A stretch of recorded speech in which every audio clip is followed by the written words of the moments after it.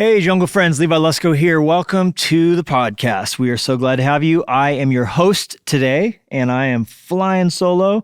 My better half, the fair Mrs. Jennie Lusko, is not in today. She found out that I was interviewing an astronaut, and she said to herself, you know what? I'll just let my nerd husband take this one. And I was frothing anyway. So I said, I am only so happy to jump into this. Our guest on the podcast today is an astronaut. He's an engineer.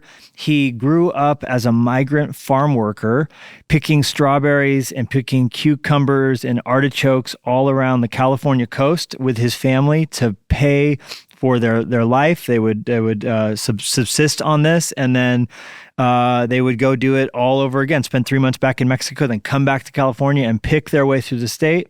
Along that journey, he got his desire provoked inside to reach for the stars, to face down the impossible dream of becoming an astronaut, and he got to do it.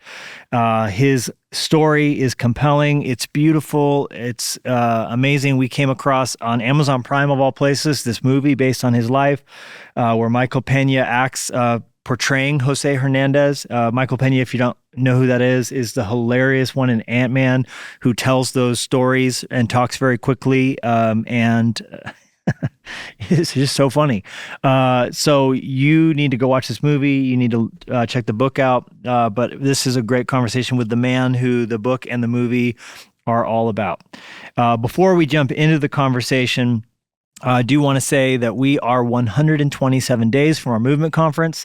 If you are not signed up yet and you're the parent of a teenager, if you have a youth ministry or youth, your church, get a group together, a youth group, a family group, come out to Movement Conference, Big Fork, Montana, July 25th through 28th. Go to MVMNT24.com, MVMNT24.com to get information and check it out. It's going to be phenomenal. We got Lisa Harper, we got Kane, the band, we got KB coming, Chad Veach is there, Willie Robertson from Duck Dynasty. It's my wife and I are going to be there. We have it's just going to be ridiculous. So come on out. And then last but not least, we have an internship every summer where we have those who are 18 to 25 come join us for a few months serving God, learning a part of all we're doing here at the church. You could help us do this podcast. Go to freshlife.church/internship if you're interested or you know someone who might be. We are also able to offer college credits for that internship due to our collaboration with the Fresh Life Leadership College. We'd love to have you come hang out with us. Our interns showing up every summer is the highlight of our summer. We love them. So without further ado, I want to get into this conversation with José Hernandez, who I just loved getting to talk to. So much that he's done has changed lives for people that you might not even realize. We'll get into that in the conversation due to his work on the machine that provides early detection for breast cancer. This guy literally had hands on the machine that has saved people's lives around the world. So as a husband to a wife, as a son to a woman who's my mom, my daughters, my sisters, I just am so grateful. And you had not even realized that, or even thought about who invents the machines that do those sorts of things. So just grateful. And I think you're really going to enjoy this conversation with astronaut José Hernandez.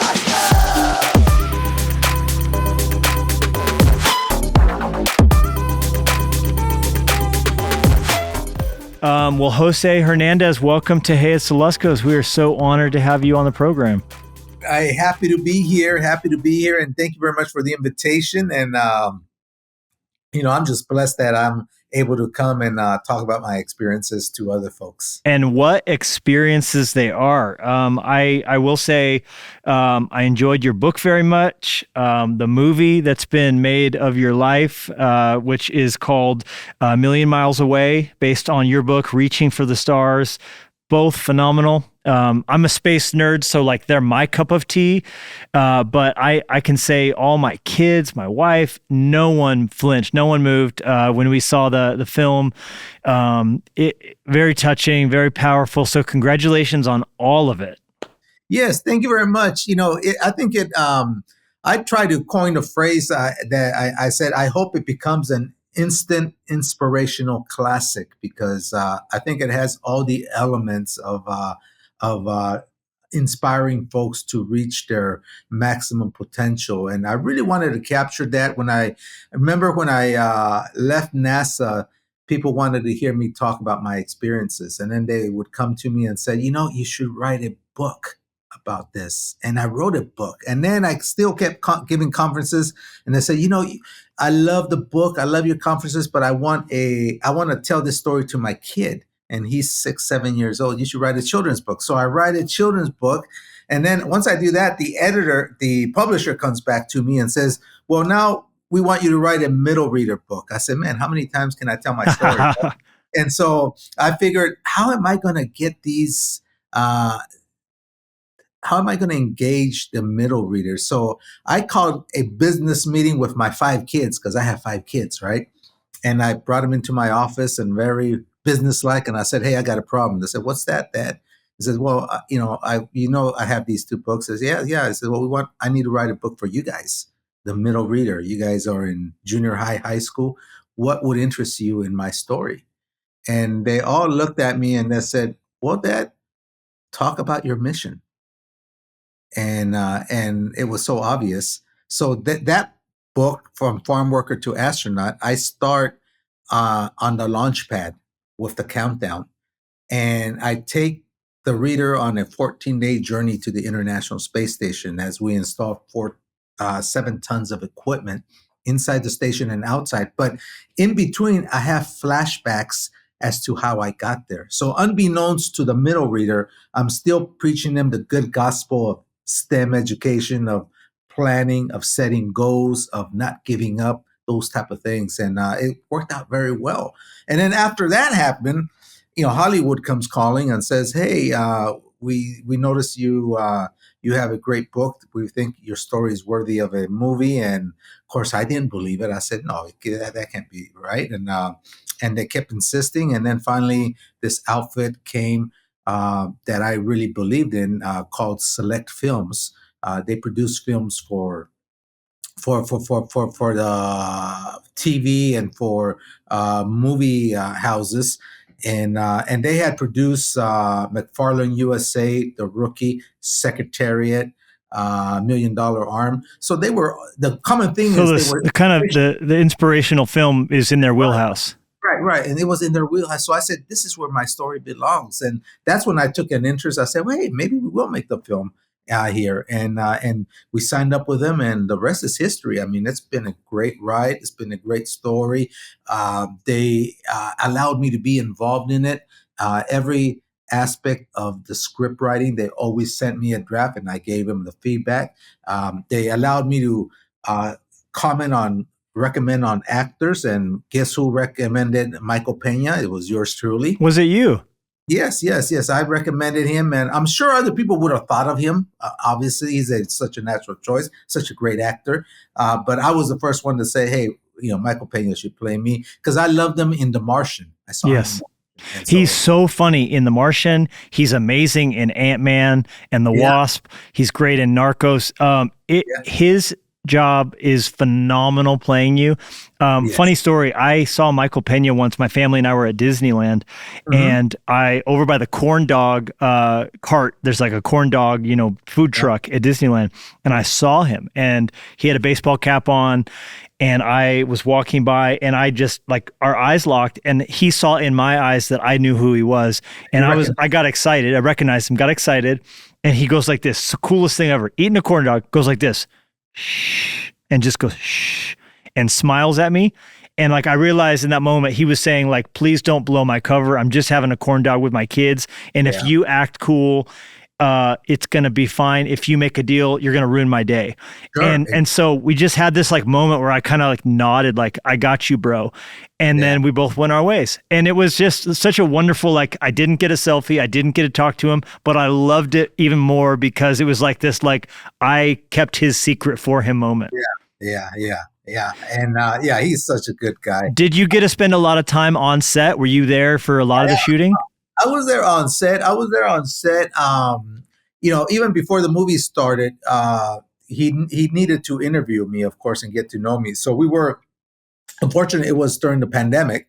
So so what he did was we did a lot of Zoom.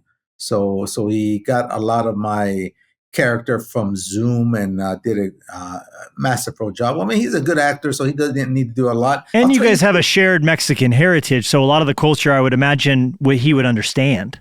exactly, exactly. It wasn't a steep learning curve for him because I think a lot of my experiences were his experiences. And Yeah. so it was very easy for him to translate that. But I'll tell you, the person who I thought was a scene stealer was Rosa Salazar, playing my wife. I mean, I always tell people, and she zoomed a lot with my wife. She cooked with my wife. My wife would give her cooking lessons and all that, and they would do that. But I remember when I first saw the movie and I saw Rosa Salazar up there playing my wife, and she got my wife not from the looks but from the personality. I mean, she nailed my wife to the T. And I'm sure Shane knows my wife Adela, and I'm sure Shane would agree with the same assessment I did. I said, yeah, that's Adela up there. So your wife, to back up a little bit, of course, those who will see the movie, it's on Amazon Prime, by the way. It's where we saw it, Yes, a million it's miles on away. airplanes too. It's also on airplanes. In Is flight. it? Okay, so on the in-flight system, you can watch a million miles away. That's cool. Yeah. What an appropriate place to watch it. You're a pilot, which people will see in the movie. That was one of your things you went and did, just to fly over. You grew up as a child in Mexico, but you would come to America during the picking season, and you would pick your way with your family through California. Is that right? That's correct. Actually, the story begins even well before I'm even born. My father, out of economic necessity, came from his hometown in central Mexico, the state of Michoacan, and he would make a 9-month tour in California, starting off in Southern California, 2 months, Central California, 2 months, and then Northern California, where we're at today, 5 months. So a total of 9 months in California as a 15-year-old, following the harvest of the crops, fruits and vegetables. And then he would hightail it back home every year for 3 months, come back again. And then when he's 18, comes of age and everything, meets my mom, they get married, and incorporates my mom in this nomadic lifestyle. Well, there's four of us, and depending on what month you were born, dictated what country you were born in. Gotcha. So you had a 9 in 12 chances of being born in the States, and I beat those odds because I was a harvest baby. So I was born in the very last stop, Stockton, California, here. And my Irish twin brother, who's 11 months older than me, he was born here too. And then I have a brother and a sister born in the wintertime. They were born in Mexico. And that's our life. That's ever since I was little. That's what we did. Now imagine when I go to school, kindergarten. You know, I would have a 3 kindergarten teachers in one school year. I would then take 3 months worth of homework per my dad's instructions. We would take it to Mexico, and my mom would wake us up every morning, Monday through Friday, 8 a.m. through noon. Grandma's kitchen, all the hot cocoa you can drink, piece of French bread, and you would self-study there for those 4 hours, and you weren't allowed to get up until the clock strike 12. Then the day was yours. You can go out and play with your friends, your cousins, and all that, but you were stuck in the kitchen 8 to 12. And I think that's how my mom instilled good study habits with us that allowed us to develop these habits that allowed us to succeed later on in our education. Wow. And that comes through both in the book and in the movie, seeing that the hardships of that, the beauty of that. Like, my wife's from Monterey Bay, California, and I understand Salinas, Gilroy, that whole area was a part of it. Garlic, artichoke, lettuce, all that stuff that grows over there that we picked. What was the most difficult to pick on your hands? I would think it was probably the cucumber, because the cucumber is a row crop, and you pick it with your back bent, and you fill up a big can for 50 cents, and then you run towards the end of the row where there's a tractor with a box. You empty it, they give you a little chip. That's worth 50 cents. You go back where you left off and you keep picking. And I would imagine the strain on your back is just agonizing. Yeah. Yeah. And in the midst of this lifestyle, you're moving around. You somehow get your imagination provoked by watching one of the Apollo missions, and the idea of becoming an astronaut gets embedded in you. That's right. That's right. It wasn't until, let's see, I was 10 years old, and it was the very last Apollo mission, Apollo 17. So that's Gene Cernan. The Gene Cernan in December of 1972. If you can, if you can picture a 10-year-old boy sitting in front of a black and white console type TV with rabbit ear antennas, fuzzy picture and all. But there I was watching Gene Cernan walk on the moon. Wow. Listening to the reporter, still remember his name, Walter Cronkite, narrating that very last moonwalk. Because icon, yeah. We have not been back to the moon since I was 10 years old. We're about to return, but we haven't been back there. And man, I was just mesmerized. I would go outside, and it was a cold December evening, see the moon almost full, come back inside and hear Gene Cernan talk to Mission Control Houston. And I was just hooked. I said, that's what I want to be. It helped that Star Trek was the first run series back then with William Shatner and Leonard Nimoy. So I was a big fan of that. But the fact that I actually see it happening on TV for real, it wasn't just a program. I said, man, I want to be like that guy. I want to go up in space. And that's how that dream was conceived. So that's the inception of the dream there. You tell your dad about it, and your dad gives you his 5-step recipe for making a dream come true. Could you unpack that? Yeah, absolutely. Now, recall, my dad only has a 3rd grade education. I say only has because we still have him with us healthy as we do my mom. Praise God. How old is your dad now? Oh, my dad is 87, going to be 87. And I understand he still works with you on your farm now and runs the tractor, helps you pick grapes, all that. Doesn't slow down, but that's what keeps him going. But in those days, I tell my dad that same evening that I saw Gene Cernan walk on the moon, I said, Dad, I know what I want to be. And he said, what's that, son? I said, I want to be an astronaut. And he stopped. And he turned around, and I got scared because my dad is a man of a few words and lots of action, if you know what I mean. He's the disciplinarian of the family. But he said, you want to be what? In a challenging tone. I said, I want to be an astronaut. He points to the kitchen and said, let's go to the kitchen.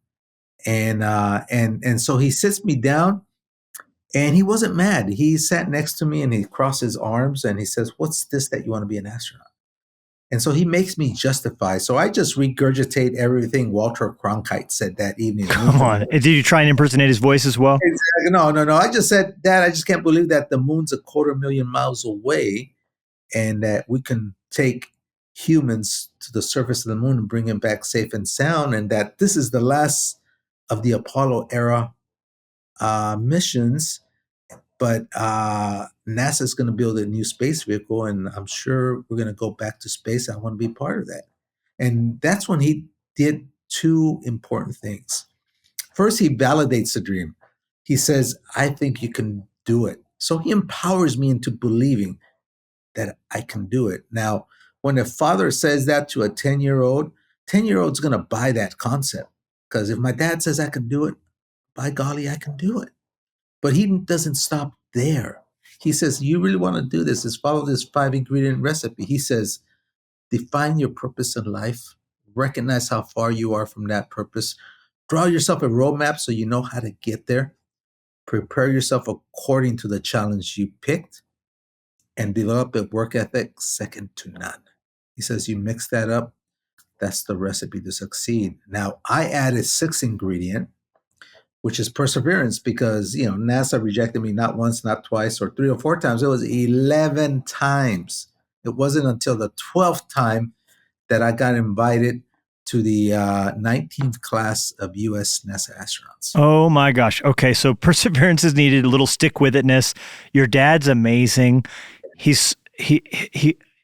the way he's acted, and I know realize that's an actor, the way he's acted is brilliant. I can't imagine the real man that would inspire that would have the fortitude to say all that to you at such a young age with such limited means himself. And I think he just came to my office to visit, so he's here. That's amazing.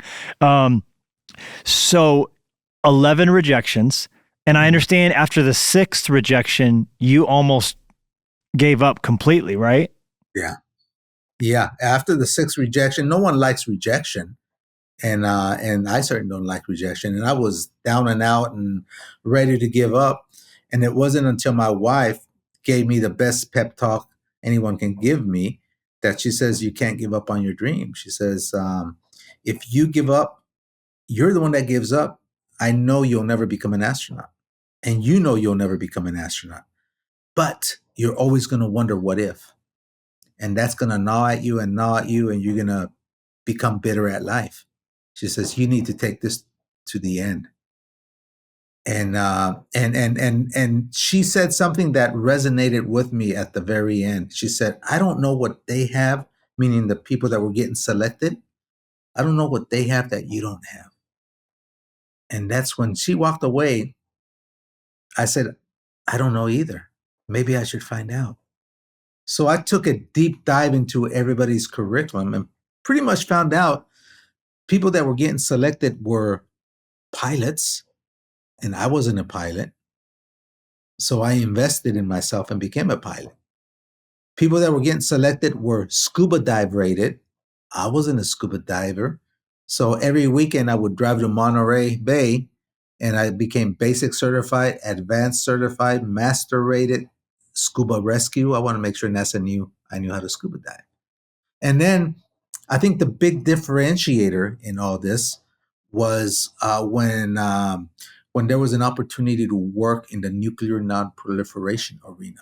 I was working for Lawrence Livermore National Lab, and they wanted scientists to go to Russia, to Siberia, to help the newly formed Russian Federation because the Soviet Union broke apart. They wanted us to help them take control of their nuclear stockpile. And no one wanted to go because it was tough duty. It was 5-6 times a year, 3 to 4 weeks at a time to Siberia, of all places, sometimes in the middle of winter, because that's where their nuclear weapons complex sites are. And I basically said, put me in, coach, I'll go. Why? Because I had read in the newspaper that Russia and the newly formed Russian Federation, the United States, signed an agreement to build what was going to be the International Space Station. So I said, hey, if I get experience with the Russians, this is going to be my way into NASA. And sure enough, that's what happened, because during those 5 years, I not only traveled 25 times to Russia, but I learned Russian. And I think that was the great differentiator that helped me. So it took me 6 more tries, but on the 12th try, I think that was the charm. And first of all, that's all incredible. And man, my hat's off to you, the inspiration that is to everybody in any regard.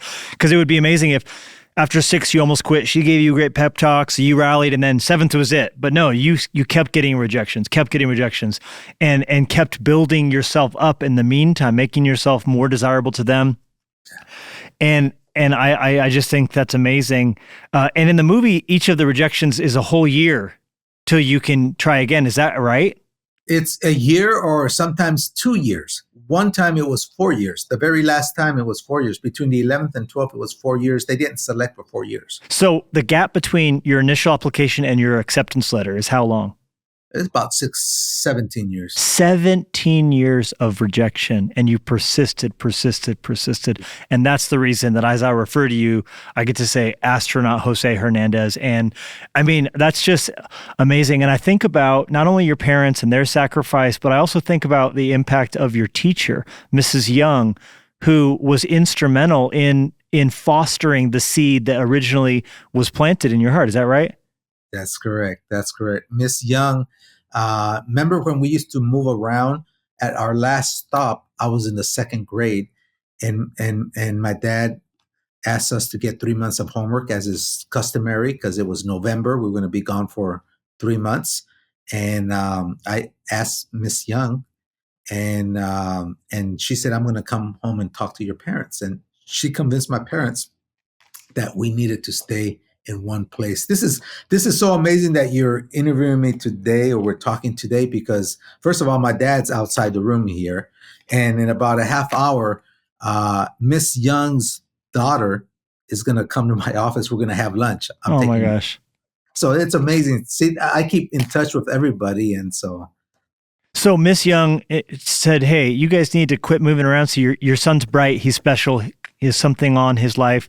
You need to let him be in one place at one time so he can do it." So they sacrificed all of the money they were making by the travel farming so that you guys could sit there and get a good education.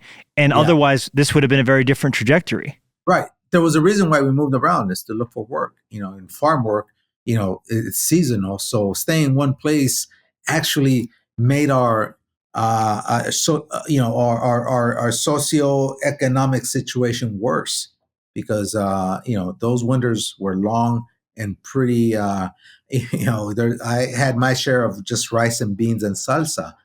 So yeah, it was tougher. And to make your point, Miss Young had the opportunity to have all four of us in her class. Incredible.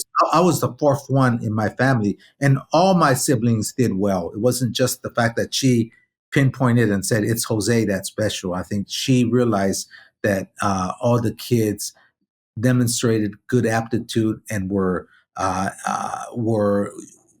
college bound if they stayed in one place. And so I want to make sure that I give kudos to my siblings, because they've been pretty successful in their own right in life themselves. So to those listening, teachers who have any impact on a kid, parents, I mean, it's just incredible to think about what can happen when someone engages. And the scene in the movie where she gets to come to your launch and I understand that's accurate, is so powerful. And the fact that you're having lunch today with her daughter, I applaud that. And it's very, very, very moving. Yes. And yeah, she was amazing. And she was sitting next to my parents when they were watching me live at Kennedy Space Center launch to the International Space Station. Now, outside of NASA, which obviously you got to go to the space station, you got, as you mentioned, to bring all this 18,000 pounds of supplies and do, you did multiple spacewalks, right? I didn't do any spacewalks. I was a flight engineer. I take care of inside. They don't let the person who takes care of the inside to go outside, because if something goes wrong, the person who can fix it is on the outside, which would be bad form. So what I did, though, is aside from being the flight engineer, I was one of two robotic arm operators. And so the folks that would go outside, they would get onto the robotic arm, and then I would take them from one place to the other, the payload bay of the shuttle, get the equipment, and then take them to the work site. So I was kind of like their Uber in space. Incredible. And that's that Canada arm, right? That they move around with? Yep. That's the Canadian arm. Okay. Yes. Now, outside, which that's all amazing, but outside of your work at NASA, I was fascinated to find out that women all around the world owe a great debt to you because of your work on the machine that has led to the detection of breast cancer. You were a pioneer of the digital mammogram machine that has been used to save countless millions of women's lives around the world. Yes, I spent 17 years. That's why I know it was a 17-year journey to get to NASA. I spent 17 years working at Lawrence Livermore National Lab, and I started applying when I graduated graduate school to NASA. So that's why I know it took 17 years, 12 tries, 17 years. And midway through that career, I finished one project, which was helping develop a X-ray laser deployed up in space, a nuclear pumped X-ray laser. And the Soviet Union broke apart, so the project gets canceled. And a colleague and I redirect the research we were doing. I was developing 3D X-ray Monte Carlo transport techniques, which basically, in a nutshell, we characterize how X-rays move and bounce around material. And it was some neat tools that we developed that we were just going to mothball. And we said, surely there's got to be an application for this. So we kind of thought we had the answer to a question. We didn't know what the question was. Well, we stuck around. We wrote proposals turns out the question was, how do you build a better mammography system for the earlier detection of breast cancer? And so we built the first full field digital mammography system. That we did a top-down design, redesigned the X-ray tube, the filtering system, added electronic detectors, opened up a whole new area of study called computer-aided diagnosis, and we ushered in the era of digital medical imaging. So, that device has been credited with saving hundreds of thousands, if not millions, of lives, because the images have much more information content. Much more information content means earlier detection. Earlier detection means saving lives. So when people ask me, what's my proudest professional moment? It's not wearing that blue suit back there or being an astronaut and going up into space. It's developing this full field digital mammography system, because I know we've made a difference in humanity in terms of the lives we've been saving up to date. Whew. Well, if you think about it, the whole cliche about God, opens a window and he closes a door, those 12 no's or 11 no's, those no's were shut doors that allowed the open window of you to do something that was so significant. I mean, that's pretty poetic there too. Yeah, I think I was kept there for a reason. And once we accomplished that goal, then the big guy up there said, "Okay, now you can go on and do what you really want to do." Come on. The other scene in the movie I loved, as a father of four daughters, we have 5 kids ourselves, just like you do. I loved the scene with you courting your wife, where her father just makes it so hard for you, where the way it's acted in the movie is amazing, where you're only allowed to spend time with her when he's in the house, and her brothers and cousins just kind of intimidate the ever-loving snot out of you. I thought that was brilliant. And I understand that's real life, right? Real life. That was old school tradition. They say, you can come and court my daughter, but you know what? I got to be home, and you can come and be inside the house and then stay for only a little while, and then you go. Now, I'll admittedly, after I started coming, he relaxed the fact that I had to be home, that he had to be home. Obviously, my mother-in-law was home, Sure. or her brothers or cousins were home, but he relaxed that a little bit, and I probably grew. He probably grew to like me, and said, "Okay, this guy's serious." So, how much of that informed when your daughters started courting and dating and all that? Well, it wasn't as bad as what happened to me, but certainly when they were younger, younger meaning high school, early college, we were very, very strict and said, "Hey, we not only have to know the boy, I want to meet the parents." Because by meeting the parents, you can tell a lot about the boy. And I always say, yes, we got to do that. And then later on, they go off to college, and now they graduated, they're 25, 24.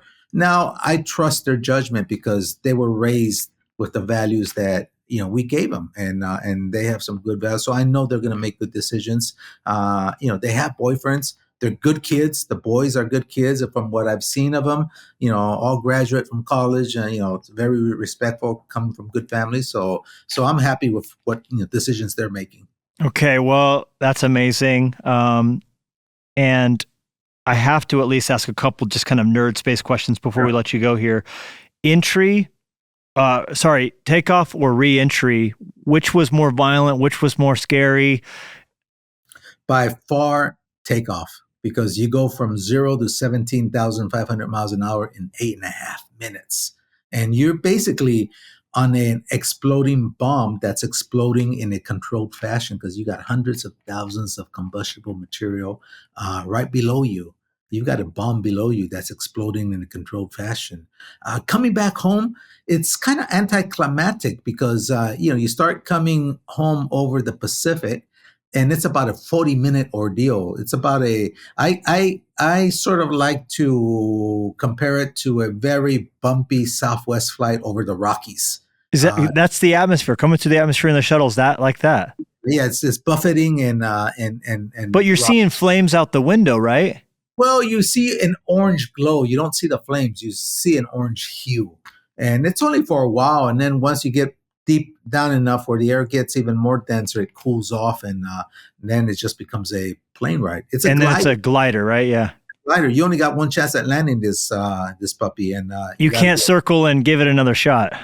no. You only got one chance. You don't have any energy. You don't have any engines. And you came down at Edwards, which is the longest runway on Earth, a natural lake bed, right? That's that. Yeah. I call it a poetic justice landing because the weather's bad in Kennedy Space Center, so we landed at Edwards. It's some 80 miles from where I used to pick strawberries. So that's Hilarious. So you ended full circle, right where you began. yeah. Beautiful. So you would have landed in Florida otherwise, Yes. but the weather caused them to shift. And that math that has to happen to shift, because that's the entire country. I mean, you're going from Florida all the way to California. Yeah. So that decision has to be made before you enter. Yeah.